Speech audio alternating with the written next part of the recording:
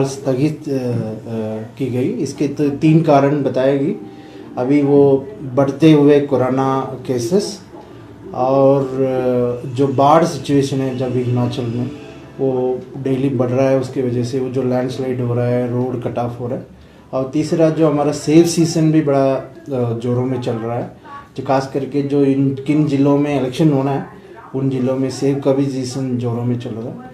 ये 3 मद्देनज़र रख के अभी फ़िलहाल इलेक्शन स्थगित हुई और एक ही सीट का जो बंगाल का जो माननीय मुख्यमंत्री महोदय जो बंगाल है उनको जो अपॉर्चुनिटी देने के लिए एक सीट का व बंगाल का उपचुनाव हो जो 30 सितंबर का उसका पोलिंग।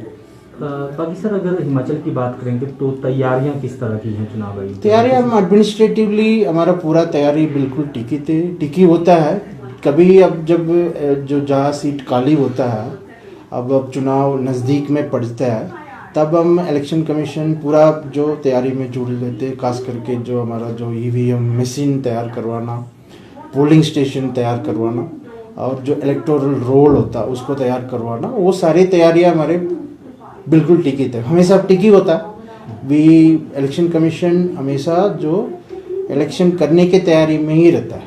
सो तैयारी तो हमारा बिल्कुल टिकी था और ये जो कारण मैंने बता दिया इसको मद्देनज़र रख के ये अभी इलेक्शन स्थगित। तो क्या लगता है कब तक जो है वो चुनाव हो सकते हैं? अभी बता नहीं पाएंगे। देखो अब इसमें 3 चीज़ें तो मैंने जैसे बता दिया था, एक तो कोरोना और बाढ़ और जो ये क्या बोलते हैं जो सेब का सीज़न मैंने बोला, और एक और रीज़न भी जुड़े गया वो खास करके हिमाचल के नहीं है, वो जो अभी आने वाले फेस्टिवल्स है खास करके आपके जो दुर्गा पूजा है, दशहरा है और दिवाली है, उसको भी उन्होंने उसमें जिक्र किया है।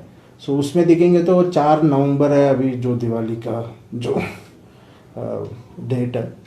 अब उसके बाद तो सिचुएशन जायज़ होगी, माननीय इलेक्शन कमीशन इसको जायज़ करेंगे, उस वक्त क्या परिस्थितियाँ हो रहा है, कोविड का सिचुएशन कैसे होगी वो स्टडी करेंगे, उसके बाद माननीय इलेक्शन कमीशन अनाउंस करेंगे। ठीक है, थैंक यू।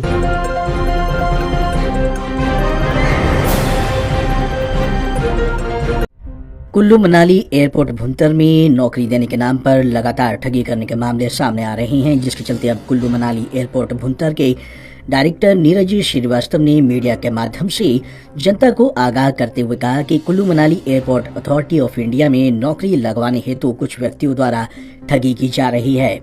ये असामाजिक तत्व लोगों के साथ फर्जी तरीके से ठगी कर रहे हैं, जो कि कानूनन अपराध है। श्रीवास्तव ने कहा कि एयरपोर्ट अथॉरिटी इस तरह से नौकरी लगवाने के किसी को कॉल नहीं करती और ना ही किसी से पैसा वसूल करती हैं। एयरपोर्ट अथॉरिटी इंडिया में नौकरी के लिए विज्ञापन केवल एयरपोर्ट अथॉरिटी ऑफ इंडिया की वेबसाइट www.aailaero पर प्रकाशित किए जाते हैं। एयरपोर्ट अथॉरिटी द्वारा इंडिया में नौकरी दिलाए जाने हेतु फोन पर कोई बात नहीं की जाती।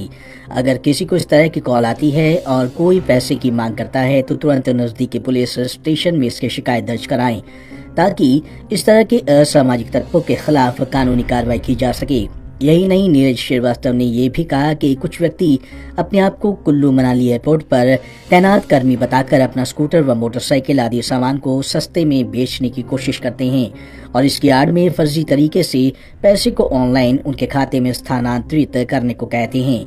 यदि इस तरह का मामला किसी भी व्यक्ति के सामने आता है तो वह कुल्लू मनाली एयरपोर्ट पर तैनात CISF के मोबाइल नंबर 9805515718 पर सूचना दे। नीरज श्रीवास्तव ने कहा कि जनता सतर्क व जागरूक रहे, किसी प्रकार के लालच में आकर ठगी का शिकार होकर अपनी खून पसीने की कमाई ना गंवाएं।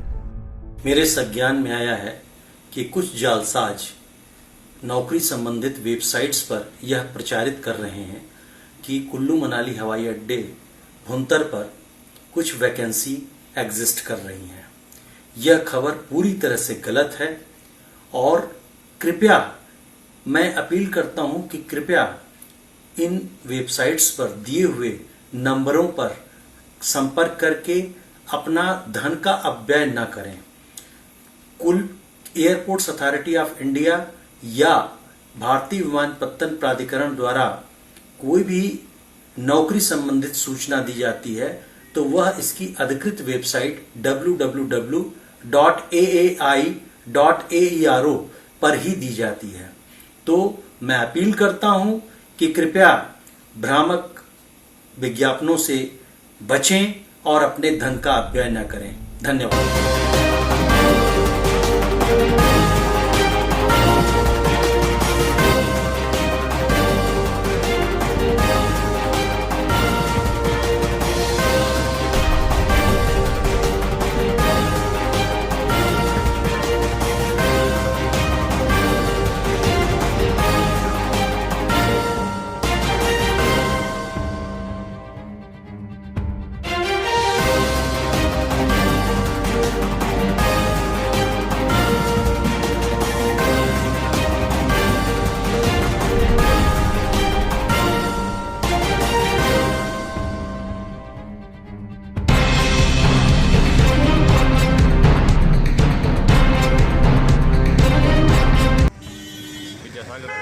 मैं ये गाड़ी खड़ी हुई थी 10 मिनट पहले। मेरा बेटा पोस्ट ऑफिस में करता जॉब, खाना खाने आया इधर। उसने 10 मिनट पहले खड़ी की थी। इतने में फ़ोन आ गया मेरे को कि किसी ने आपकी गाड़ी को टक्कर मार दी है। तरफ जा रही थी और ये रॉन्ग साइड में आ गई और इसने इसको ओवर दी, टक्कर मार दी। क्या बोलते हैं इनके पेरेंट्स, ना इनके पास लाइसेंस था ना कुछ है नहीं। और मैं कलवी गाँव का निवासी हूँ। मैं यहाँ पे अपनी सरी सीमेंट की दुकान करता हूँ। मैं अपनी दुकान के बाहर खड़ा हुआ था और कॉलेज की तरफ से 4-5 लड़के जो हैं गाड़ी बहुत ही ज़्यादा स्पीड में लेके आए और यहाँ खड़ी गाड़ी जो कि यहाँ पार्क की हुई थी उसके साथ टकरा दी। उसके बाद इन लड़कों को बाहर निकाला, उनको थोड़ी चोट आई हुई थी और उसके बाद वो पुलिस को फोन किया।